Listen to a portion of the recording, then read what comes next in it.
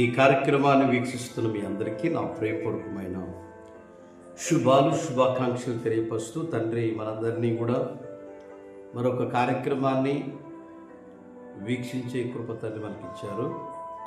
తండ్రి యొక్క సన్నిధిలో మరి ఈరోజు పరిశుద్ధ గ్రంథమైన బైబిల్లో కొన్ని వాగ్దానాలు మనం నేర్చుకుందాము. రోమపత్రిక 12వ అధ్యాయం 12వ వచనంలో శ్రేష్టమైన వాక్య భాగం మనకి తెలియపరుస్తాము. తండ్రికి మహిమ కలుగును. ఈరోజు అంశం పట్టుదల కలిగి ఉండుడి అనే అంశాన్ని తండ్రి మనకి ఇచ్చిన సమయంలో మనం చదువుకున్న పిల్లరా 12వ అధ్యాయం రోమపత్రిక 12వ వచనం, నిరీక్షణ గలవారే సంతోషించు, శ్రమల యందు ఓర్పు గలవారే ప్రార్థన యందు పట్టుదల కలిగి ఉండుడి అని రాయబడింది. పట్టుదలతో చేసే ప్రతి పని, పట్టుదలతో చేసే ప్రతి కార్యక్రమం, పట్టుబట్టి చేసే ఒక ఏ పనైనా అది కష్టం అనిపించదు. ఇష్టం లేకుండా ఏ పని చేసినా కష్టం అనిపించింది. పట్టుదల లేకపోతే అది చాలా పట్టుదల లేకపోతే చేయలేని పరిస్థితిలో మనం ఉంటాం. కాబట్టి పరిశుద్ధ గ్రంథమైన బైబిల్ తెలియపరిచే మాట పట్టుదల కలిగి మీరు ఉండాలని మొదటి మాట తెలియపరుస్తుంది. 13వ అధ్యాయం 2 కొరింథీ పత్రిక 11వ వచనం, సంపూర్ణుడై ఉండండి, ఆదరణ కలిగి ఉండండి, ఏక మనసు గలవారై ఉండండి, సమాధానంగా ఉండండి అని రాయబడింది. పట్టుదలతో సంపూర్ణులై ఆదరణ కలిగి ఉండండి, ఏక మనసు గలవారై సమాధానం కలిగి జీవించాలని లేఖనాల్లో రాయబడింది.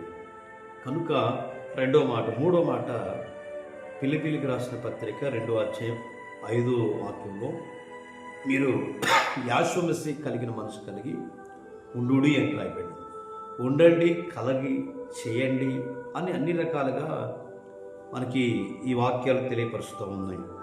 మొదటి పేతురు పత్రిక 1వ అధ్యాయం 13వ వచనంలో, యాషోమసి గారు ప్రత్యక్షమైనప్పుడు మీకు తేబడు కృప విషయమై సంపూర్ణ నిరీక్షణ గలవారై ఉండండి ఈ మాట తెలియపరుస్తూ ఉంది.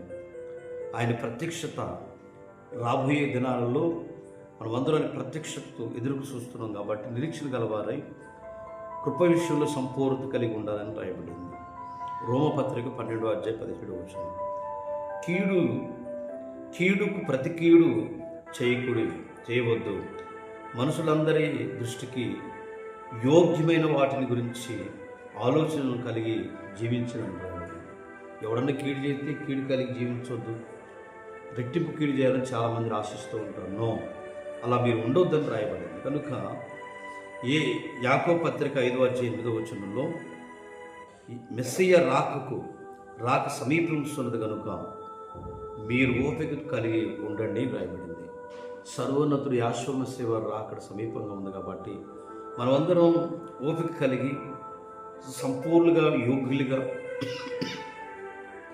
నిరీక్షణ కలిగిన వారుగా, ఏక మనసు కలిగిన వారుగా, ఆదరణ కలిగించేవారుగా, పట్టుదల కలిగిన వారుగా ఈ అంశాలు బట్టి 7 అంశాలు మనము 6 అంశాల్లో 50 పరిశుద్ధత కలిగి జీవించాలని ఈ వాగ్దానాలలో పట్టుదలతో మనం ప్రార్థన చేస్తే 50 కను దృష్టి మన కుటుంబాల మీద నిలిచి నడిపించి సహాయం చేయండి. మీ కొరకు వచ్చిన ప్రార్థన, మహిమ కలిగిన తండ్రి పరిశుద్ధుడా, అయ్యా ఇదిగో తన పట్టుదల కలిగి ఉండుడి అని ఈ వాగ్దానం ద్వారా మాతో మాట్లాడుతూ వచ్చారయ్యా.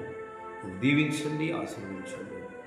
వీటిని ధ్యానించకపోయినప్పటికీ వాగ్దానాన్ని చదువుకొని కృపలో బలపరిచి నడిపించుకోండి, ఆశీర్వదించి మేలుతో నింపుకొని కృపలో నాయన బిడ్డలు వివాహ వేడుకలు, పుట్టినరోజు కార్యక్రమాలు, గృహ కోడికలు నాయన ఏదైతే చేస్తారో వారందరినీ ఆశీర్వదించి దీవించి మేలుతో నింపమని మెస్సయ్య వారి దివ్యనామం ద్వారా అడుగుతున్నాము తండ్రి, ఆమేన్. మీ అందరికీ నా హృదయపూర్వక విషయంలో పడి తను మనందరినీ ఆశీర్వదించును గాక. ఆమేన్.